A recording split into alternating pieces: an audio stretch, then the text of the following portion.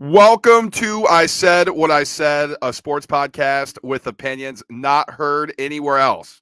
I'm your host, Brad Wakai, coming to you from Brooklyn, New York. That is my co host, Tyson Gentry, coming to you from Missoula, Montana. Yes, it's a different name.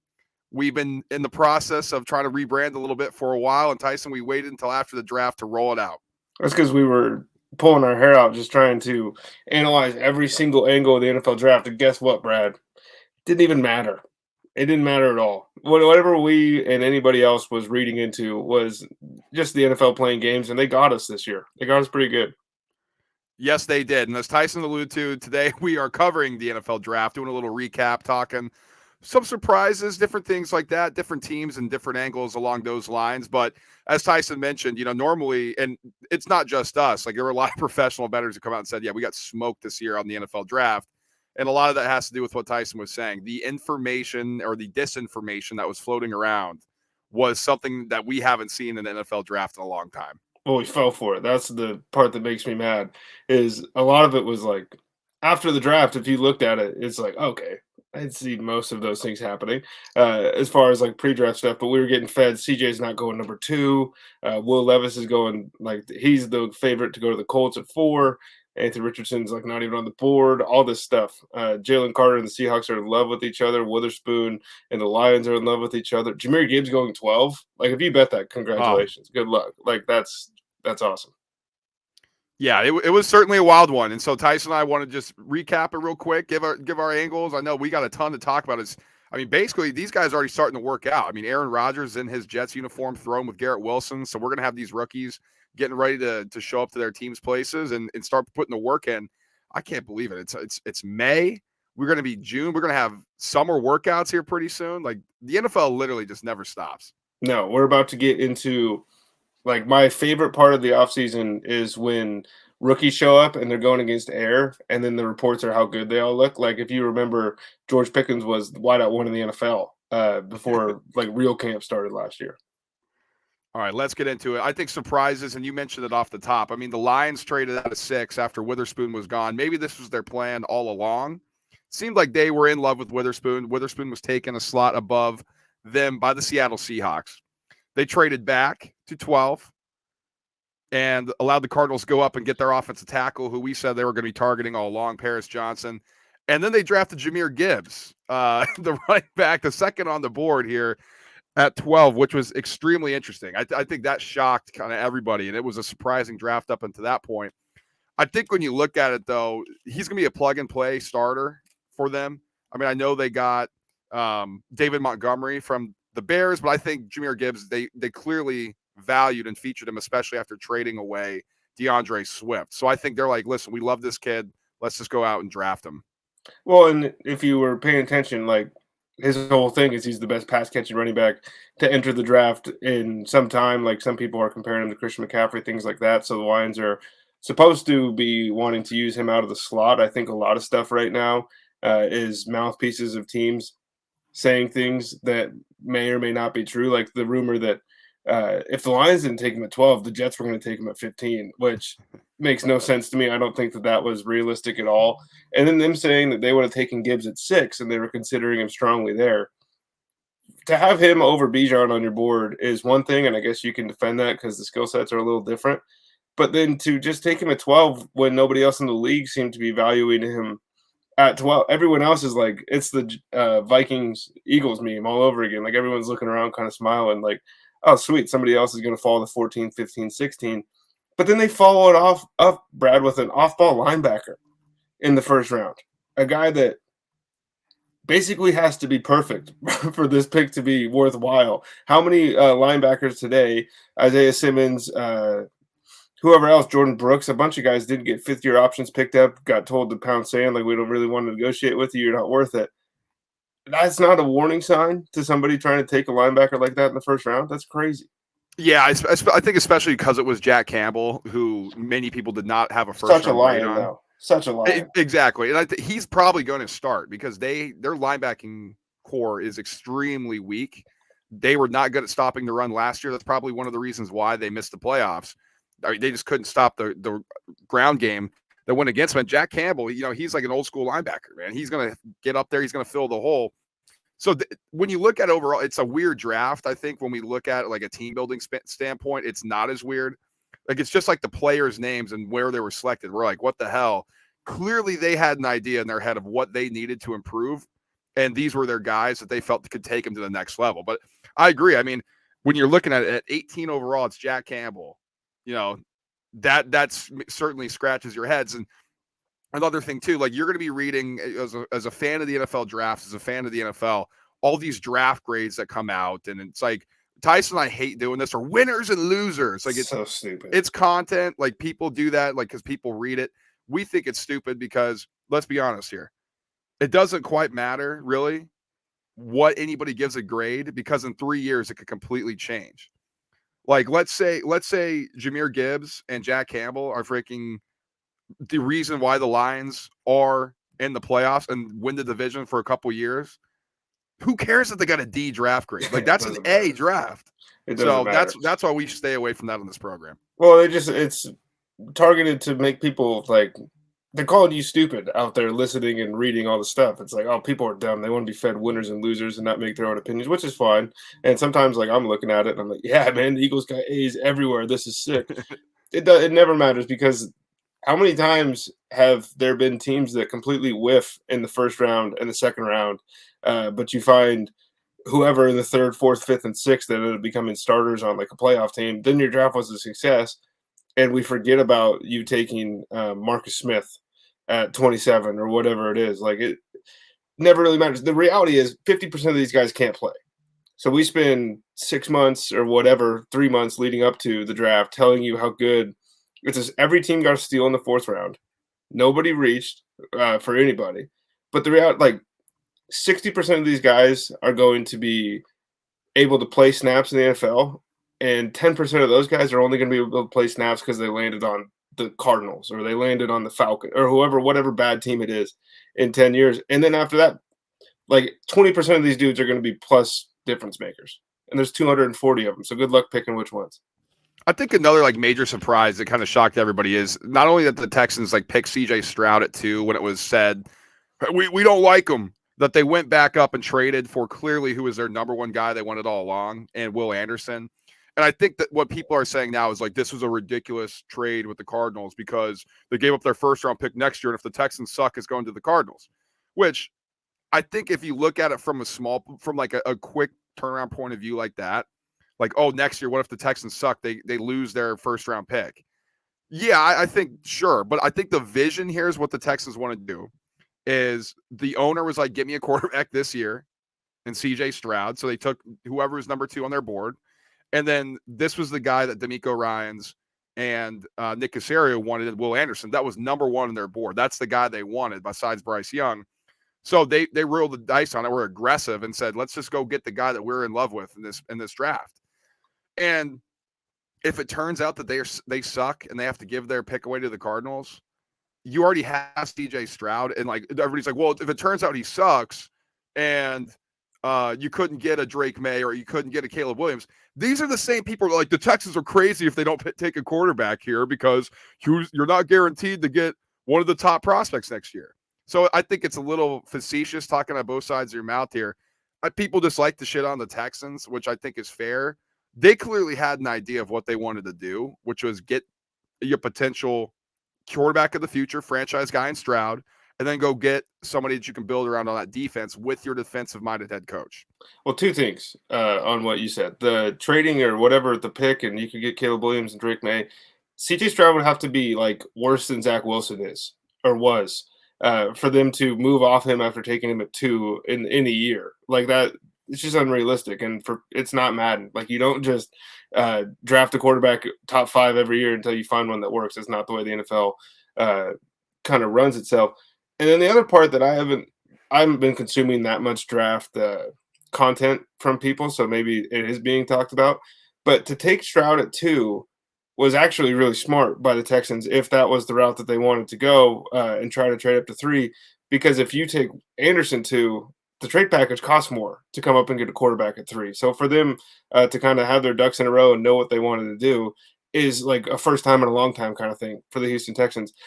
And it's fun, dude, and that's the whole point of the draft. They got probably were the top 2 players on their board, at least 2 of the top 3. Maybe they had Bryce at 1. But they get their number 1 defensive guy, and they try to get a franchise quarterback in the same draft, and so to sit here and be like, "You gave up too much." We're all mad at the Texans all the time for never taking swings. And now they take a swing, and everyone's like, "Stupid Texans, I can't believe it." Sometimes you have to try. And Michael Lombardi was a big thing on pushing that the Stroud pick at 2 is actually smart for him if they wanted to go up and get Anderson for 3 because it locked out the Titans, it locked out the Raiders, maybe who wanted the quarterback who would go up and get their guy. And so, yeah, I think, and again, from a team building standpoint, they clearly had an idea of what they wanted to do in this draft. And isn't that what you ask your executives? Isn't that what you you ask your coaching staff and your ownership group to be on the same page about? Like, let's go into this with an idea of what we want to do on that night, and let's make it happen. And clearly the Texans did. And Tyson, I don't want to sound like homers here, but I think kind of like the last big surprise for me of this thing, I just couldn't believe what the Eagles did in the first round and what the other teams allowed them to do. Like, you get maybe the best defensive player in this draft in Jalen Carter falling to at 9, which, Peter Schrager reported he's not falling out of the top 5. His agent apparently said he's not falling in the top 10. Eagles were saying like a guarantee to take him if he was going to be there before at 10. So they just made sure that they just jumped the Bears, who the Bears wanted to get an offensive lineman. And then to get Nolan Smith, who many people were talking about, hey, this guy could potentially be taken by the Eagles at 10. So clearly they liked him all the way down at 30. They didn't have to even trade up to get him. That was like shocking to me. Like, I couldn't believe what I was watching. I was smiling, laughing the entire time. And then you go and you take a Jeff Stoutland approved guy to play probably swing between guard and tackle. Keely Ringo in the 4th. Hopefully that works out. I mean, it's 50-50, but that's kind of the story of the Eagles draft. And you go out and get Swift as well, which was a pretty big move. They're getting a ton of praise right now, and I think deservedly so. I think Howie Roseman had a great draft. Nobody else has afforded what they were afforded. Not even the Seahawks, who were a good team last year and picking at 5. Philadelphia gets to be like, oh, that's the number 2 guy on our board. I have 12 picks next year. We just won 14 games. We're playing in the Super Bowl. My quarterback's locked up on a deal that's going to age pretty well for the team. Most of the skill position players are locked up, and Bijan Robinson goes 8. So, like, the decision was made for them, and so they get to go up. I think the Nolan Smith thing, I don't understand why his pec injury a year ago that held him out for like 6 weeks or whatever, and he wasn't able to finish the season, that couldn't have been the thing to shove him down draft boards. Because this dude, he was sick, and he sets the edge like somebody that weighs 270, not 240. But Philadelphia does this, and they did it with Ringo as well. They don't have the same constraints on guys' measurements, and like they don't put a ton on cornerback wingspan, which is enough to knock guys off other teams' boards. And they don't really look into the weight; they look into the build and the body style, because Hassan Reddick is built a hell of a lot like Nolan Smith. And there were guys that didn't want to take Hassan Reddick, and they tried to play him a middle linebacker when he first came in the league. So I think they're benefited by being really good and picking high, but not having the same kind of. I don't know if they're outdated because remains to be seen. But this is a team that keeps doing things that aren't normal and keeps winning games. Any other surprises that you had, whether it was in the first round of the draft overall, you want us to move on different teams that kind of caught your eye? Well, I thought it was weird that the Falcons go and take Bijan. Yeah, that was surprising to me too. The number one thing everyone was saying, and he was the betting favorite to land on Atlanta, and I just didn't see that this team would double down on running back after. Like, there's so many other holes, but this may be a move that makes them win the division. And then wide receivers going 20, 21, 22, 23 or whatever it was. That was pretty surprising to me because I thought there was a decent tier break after Jackson Smith and Jigba and maybe Zay Flowers towards everybody else. And the NFL just said, it's not how we see it. Yeah, and other thing too, just kind of putting a bookend on the receivers there. We are Quentin Johnston. He's going to fall. Maybe he won't even go in the first round. I think honestly, if he doesn't get selected by the Chargers, there's a possibility he may fall out. Apparently, that's the only team who really had an eye for him in the first round, and it fits classically with what the Chargers like, right? we have Mike Williams there, big, rangy receivers type of guys like Jalen Guyton. That was a guy that I think the Chargers overselected a couple years ago. And, this is the guy that fits what that front office normally drafts at the receiver position. But once again, the Ravens, like, I love Zay Flowers, and I do think them getting a wide receiver early, like, that's something that's not something that they normally do. But Lamar Jackson, we've seen this. He doesn't really work with small receivers. Like, again, and this guy's small. He's tiny, Zay Flowers, and he could be a really good player for him. But I just think with Dalton Kincaid on the board, and maybe it's like, well, you tight end, you already have Mark Andrews. Yeah, but Dalton Kincaid's more of like this big slot, like just a bigger wingspan of target. He's probably going to do more reps in the slot than he is on the line that Mark Andrews will be doing. I know you have Isaiah Likely there, but I don't know. I just thought that was a surprising pick to me. And again, he could be really good, but it's just, I don't know, man. It's another DaCosta thing, right? We talked about it. Like, ever since Ozzie Newsome left, there's just been some interesting routes that front office has done during their draft. Well, it's not just them. I think there was a handful of guys this year that were kind of scrambling because, again, the super top heavy, and then you just got the same level of player, it felt like, all the way through like 52. Brad, the biggest surprise of the draft to me, and it's super under the radar, and it's really kind of stupid for us to even talk about, but Zach Charbonnet going in the second round of the Seattle Seahawks blew my mind. Oh my gosh, yes. Kenneth Walker was a monster last year. Established a run. That's Pete Carroll. They do it, and they can support 2, 3, 4 running backs at times throughout a season, and somebody's always hurt. But to take a guy at 39 last year is when I think Kenneth Walker went, something top half of the second round, and then to turn around and take another running back in the second, that's just an unnecessary pick. But it's Seattle, and they don't really miss on running back, so I'm confident he's going to be a good player. But it's like, out of everything you had to fix, this is where you went. And they doubled up. Remember, they got Kenny McIntosh later in the draft as well. So maybe Pete's just like, dude, we can't do another thing at DJ Dallas and all these other guys that we have, Travis Homer and these type of guys. Let's just get some fresh faces in here. But that was shocking to me. And still, I mean, I get it. Maybe on their board, they're like, you know what, we don't want to take style back too. True. And maybe like the whole Jalen Carter thing, maybe that was a bigger thing that people are like, well, Pete he'll just kind of gloss over.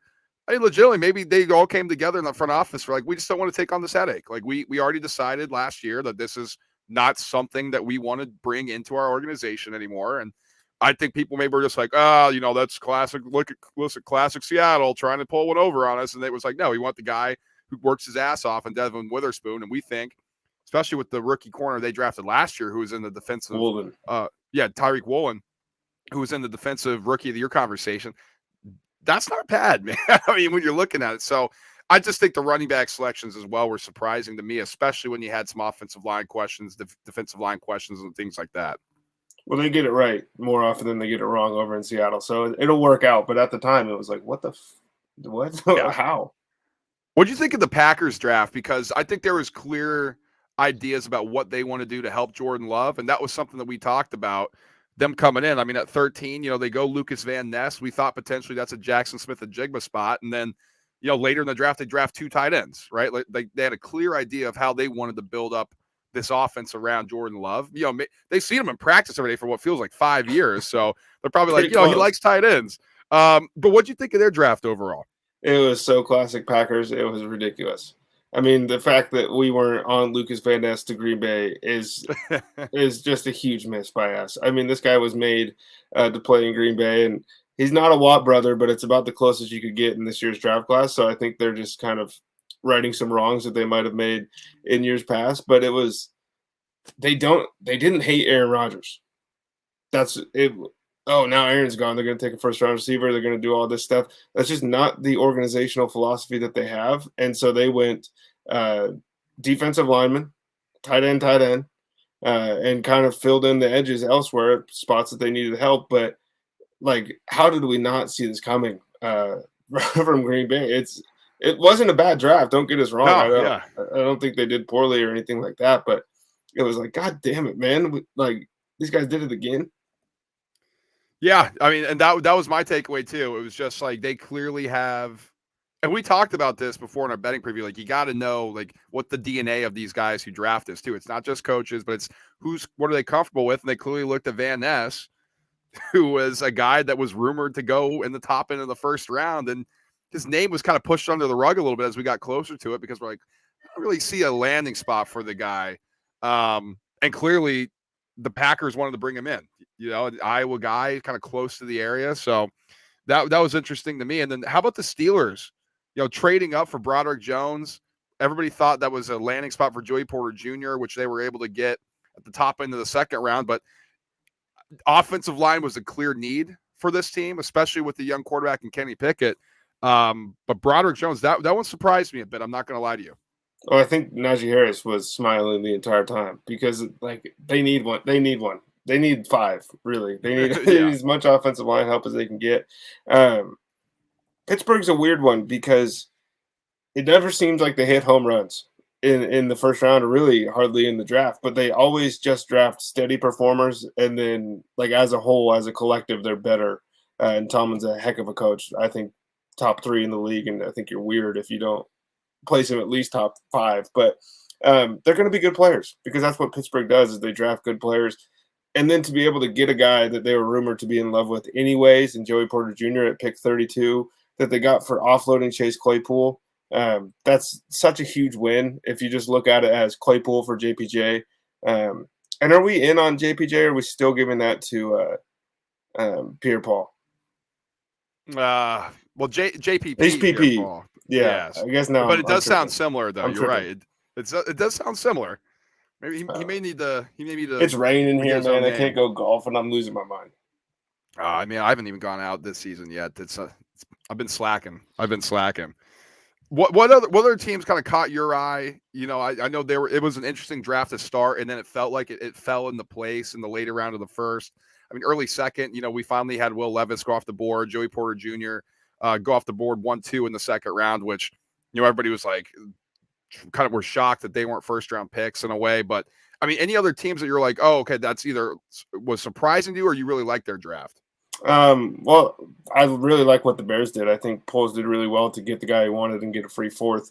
Anyways, but Dallas was weird, man. We were saying like this is a team now that drafts consistently and drafts the same positions over and over again, and they just seem to get it right. But then we said nobody else is in love with flame out Michigan defensive lineman quite like Jerry Jones, and they take Mozzie Smith at 26, and people are freaking out over weight room clips. And maybe he's going to be a good player, but that strength, that 800 pounds on the machines and all that crazy stuff that was getting posted on Instagram, I don't really see a whole hell of a lot of that on his film. I see a guy maybe maintaining point of attack, but not necessarily all upfield all the time, right? And if he's bad, like best case scenario, you got a one gapper. Worst case scenario, you got a guy that can't play. And nose tackle is kind of a devalued position in the NFL anyways, but the Eagles moving up to take Jordan Davis a year ago showed us that obviously they're not dead. And it's not a guy you can look at stats and be like, oh, he's a bust or he's insane, because he doesn't, in the scheme at Michigan, that's not his job, is to rack up a bunch.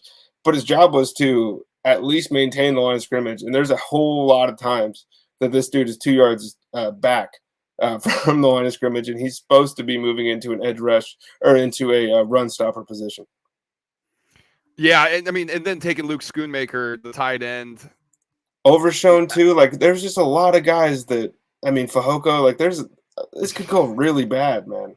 Yeah, and so you overdraft Mozzie Smith, in our opinion, because, you know, he was falling out of the first round, and yes, the highlights look great, but I don't know. I mean, there's a lot of teams who fell out of love with them, and then it feels like if you were really looking to get a tight end, like, why didn't you draft Mayer, who we think's a better Schoonmaker? I mean, a Laporta, who clearly was valued by the Lions there in the second round.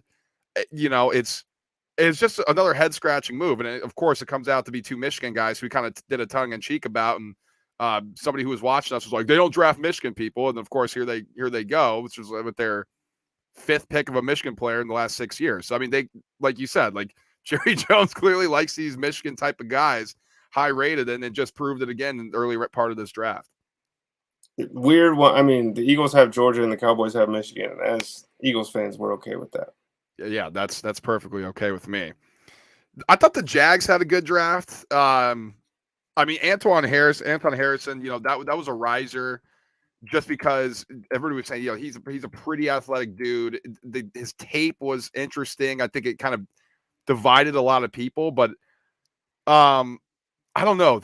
I liked what they did. They got Brenton Strange in the second round of tight end. Like clearly, we talked about this. Trevor Lawrence, he likes his tight ends. Evan Engram, is he really going to be around for like the long haul there? He had his career high last year, but at the same time, this is a guy who kind of could fall back into old habits and really be not a useless player, but what does he provide if he's not catching the ball and not blocking? But Tank Bigsby, the running back from Auburn, I know you love him. I love him as well.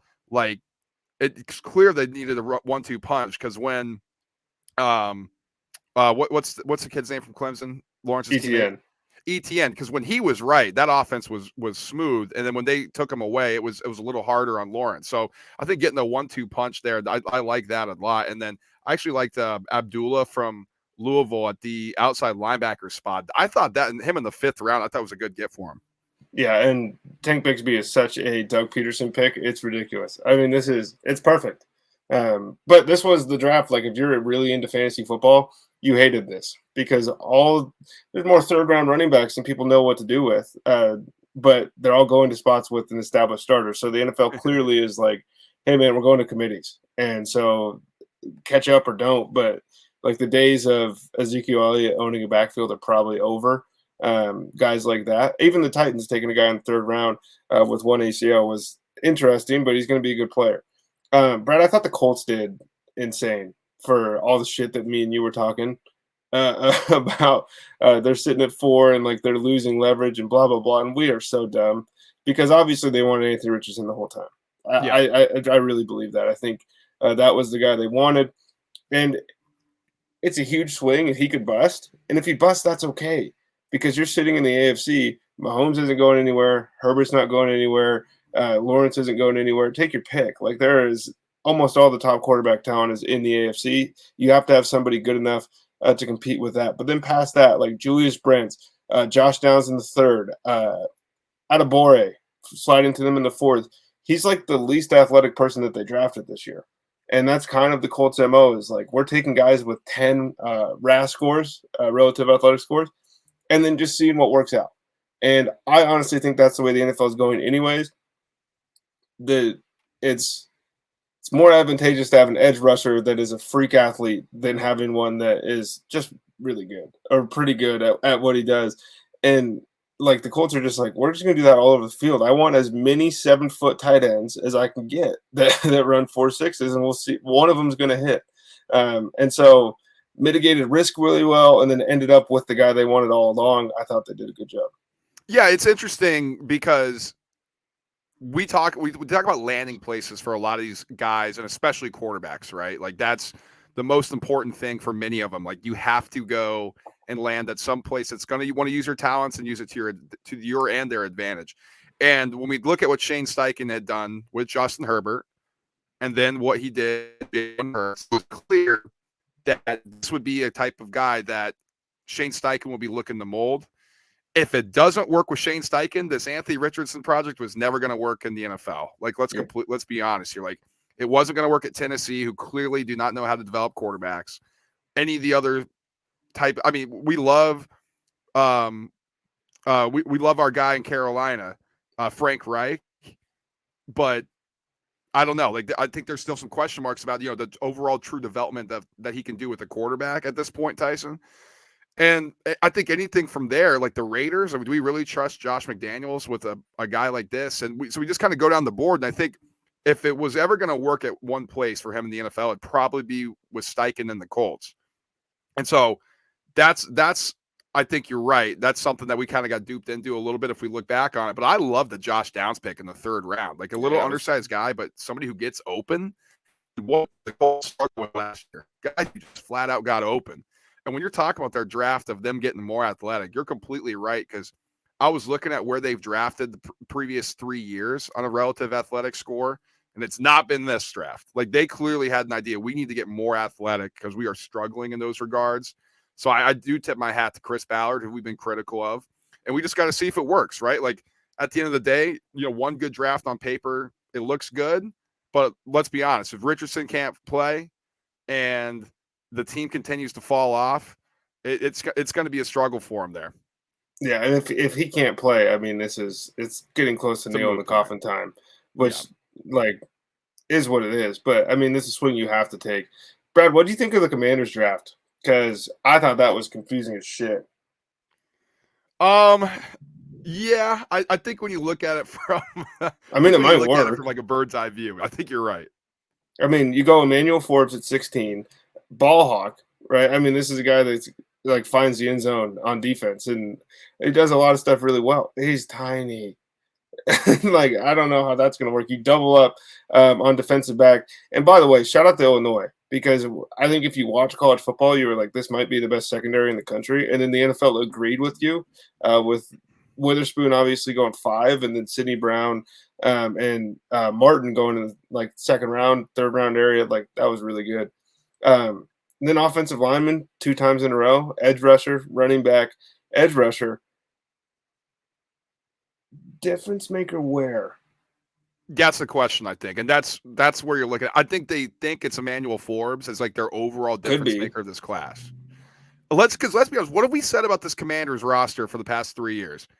Man, they're really talented. They just don't have a QB. Well, we're looking at it again. And it's looking like it's going to be the same thing. Well, they're really talented. They don't have a QB. They have Sam Howell. Let me ask you this, Tyson, as a big galaxy brain thought. Did they just take some players in this class? Maybe they can fill some holes. Like there's no difference makers, but they're solid NFL players, and they know that they're going to be bad, so they're tanking for a Drake May or they're tanking for a Caleb Williams. Well, this is one of the weird things is like if they were sold already and it's like announced and everything, then I'd be able to form like a clear thought on this. I don't know who was in charge of running this. Like, I don't know the ins and outs of how this thing's working, because obviously like they're in the middle of trying to be sold and the bids being reviewed and all that crazy stuff that's going on with them, but you still have to draft. And so maybe it was like, let's just take the best guy on our board over and over and over again. Don't piss off the new guy. I want to keep my job kind of thing. But we talked about this before, and I say it every single offseason. Like, Drake May and Caleb Williams look great now. Spencer Rattler and Sam Howell look great once. The NFL draft is littered with looking ahead and screwing yourself. I think it's a fool's gambit to try to do that. I mean, Caleb Williams looks really good, but the report today that was going around from an anonymous scout, they called him a refined Mahomes. It's like, do you realize what you're saying? Do you understand what that is? It's like when a guy gets drafted, it's like he could be LeBron. He's not going to be. I mean, if Caleb Williams is really good, that's awesome, and we're cheering for him. But to kind of mortgage the entire thing doesn't make any sense, especially in a division where like we think Philly is head and shoulders the favorite right now. Nobody's repeated in the NFC East since like the first Bush was in office. Like it's been a long time. So obviously they're going to win the NFC East, and we just sat here crapping on the draft. But it was like, you need more athletes, man. There's just something about their draft class that maybe they're all solid players, but it didn't look like, a team with urgency. And I felt the same way about the Vikings in a way too. Like, to be completely honest with you, like they got Jordan Addison. I do think addressing the receiver was something that I didn't think like the mock drafts or really any of the analysts were like addressing. Like, besides Justin Jefferson last year, they didn't have really anybody at that spot. So Jordan Addison, and we weren't as high on him after his combine stuff, after his pro day type. But I mean, he does produce on the field. I think going to the Vikings where he doesn't have to be that number one guy, that's actually a great landing spot for him. But Mekhi Blackman, cornerback from USC in the 3rd round. Yeah, you need a secondary guy, get another one, a safety from LSU, get a defensive tackle. And you kind of go down the list and you finally get to, which was their 5th pick, Jaron Hall, the QB from BYU. Like, that's really the guy that are you expecting to replace Kirk Cousins? And so that was head scratching to me, because we're talking about a Hendon Hooker that is much better than Jaron Hall. And I guess he would have to sit a year, Hendon Hooker would, with his knee injury, which you're going to have to do anyway for Kirk Cousins. I think the timeline is the exact same for when they're NFL ready between Hendon Hooker and Jaron Hall, who, by all accounts and purposes, is a project. So they either think that his upside is much higher than Hooker's, or they just kind of like, yeah, we need a quarterback anyway. Let's just take somebody here in the 5th round when you didn't have many picks for that. Well, I think that was the thing, right? Is they have Addison at 23, and then it kind of the draft capital dwindles from there. So maybe they just missed the boat. And let's be upfront about this: we're a little jaded when it comes to Jaron Hall because he cost us a little bit of money over his career at BYU. True. So maybe we're speaking out of turn. I liked the draft because you get Jay Ward and you get Roy from LSU, and they don't even have to change colors. So Yeah, true. That works out pretty good. I think Dwayne McBride actually I think it was in the 6th round. He went like 220th or something like that. He's going to be able to play. Like, I think this is a guy that can play. He's better to me as a prospect than like Ty Chandler, who they grabbed a year ago, or Keenan Nguanu, who they grabbed, who really just turned into a kick and punt returner. The rumors are they want to move on from Dalvin Cook. So this is a guy I think that can take over the Alexander Madison role from Alexander Madison, if that's the way that things shake out. So that might be a good pick.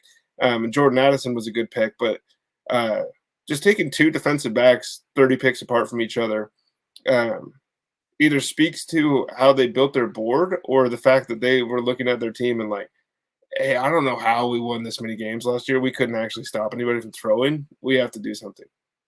We got to get a little New York 11 here. Let's talk Jets real quick. Will McDonald, I think that surprised a lot of people. That didn't surprise us. I think where he to the Jets was shocking at 15, but like as a first round player, that surprised people.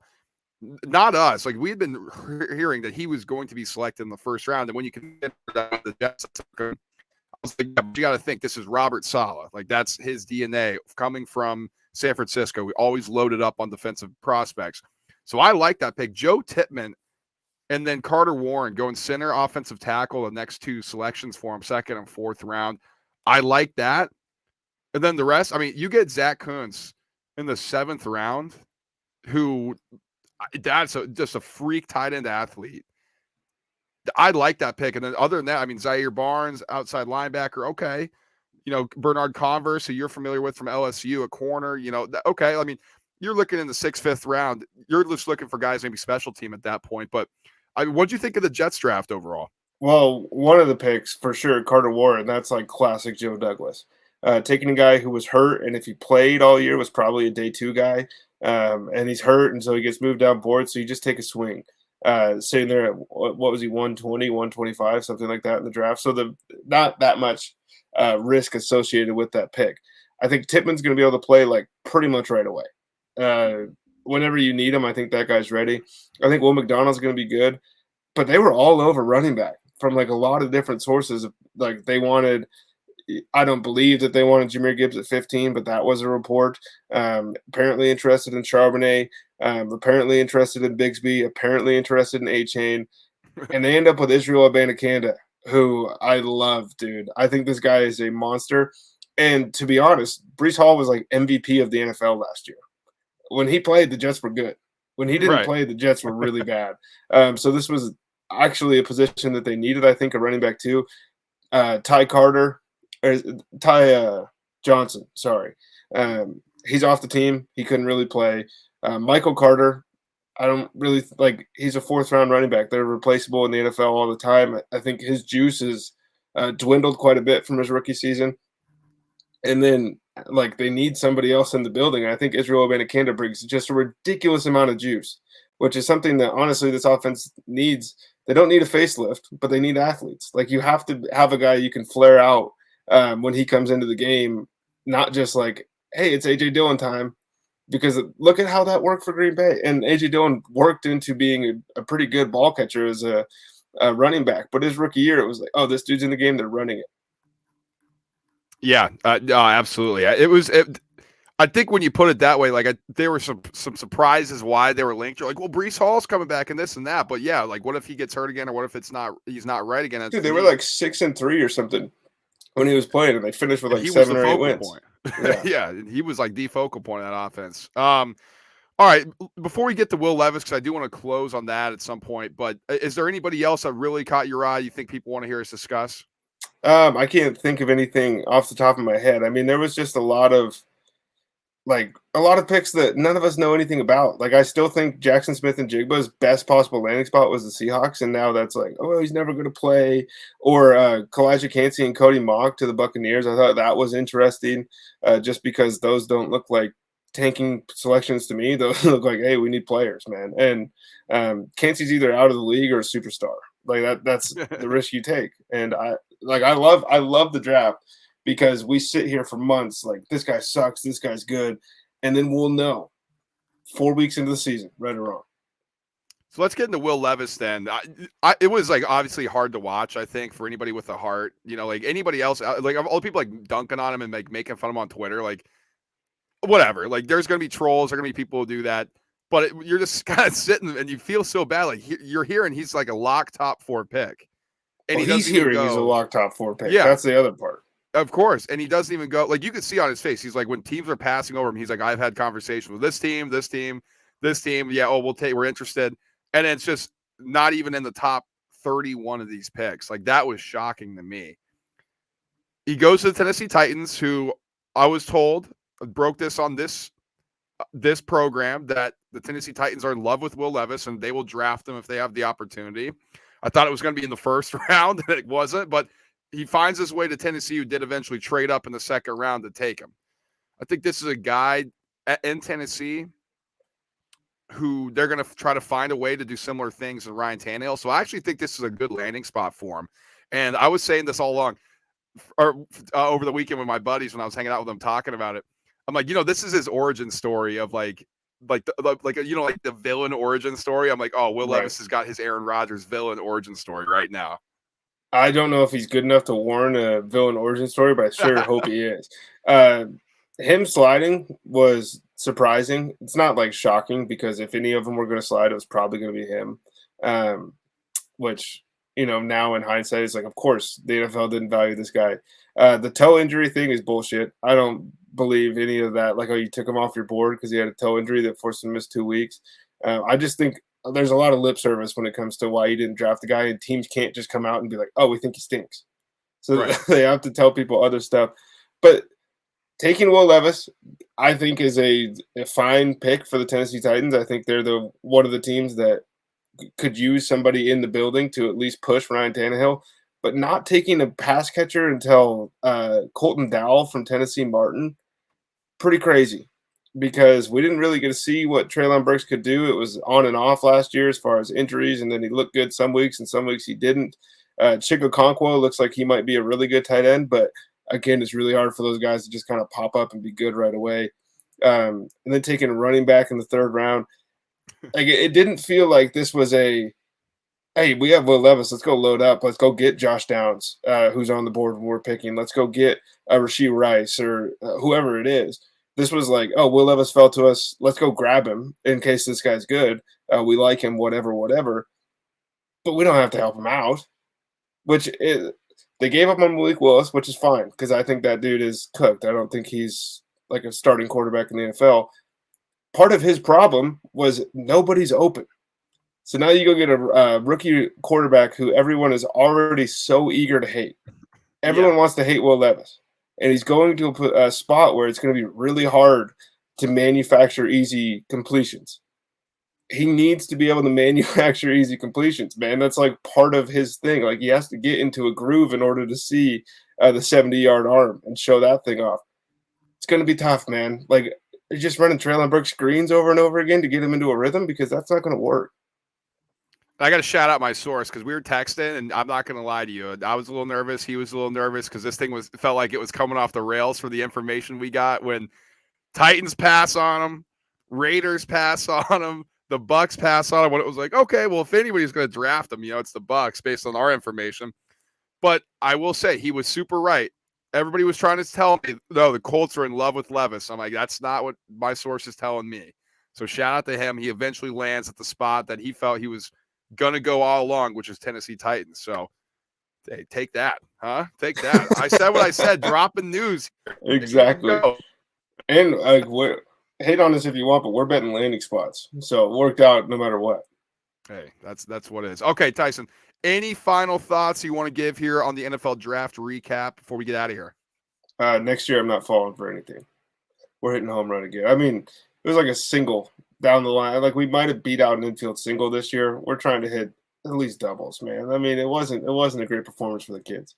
No, I pulled my hamstring trying to beat out that single. I'm not gonna lie to Yeah. you. It was a rough one. But it was fun.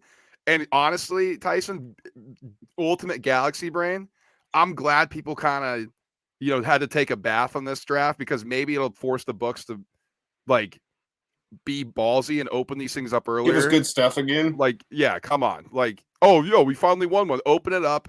Pendulum swings back our way. We hit them right back with a knockout blow next year. That's what I'm hoping. Somebody clip this and send it to us on April 27th next year.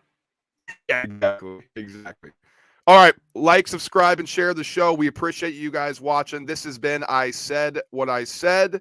Follow us on our social medias. Our Twitter, Instagram, and TikTok are now updated. ISWIS_pod for every single one of those handles. Join our free betting chalkboard as well. That link will be in the description. We're going to be back this week talking NBA playoffs. We have a lot more to discuss on that front as we put a bow on the NFL draft and we get ready for more football stuff in the summer. But right now it's time to shift our attention to the hardwood. It's been an interesting couple of days for Tyson and myself's team. We'll have a lot to say on those. We will speak to you all then, guys. Peace.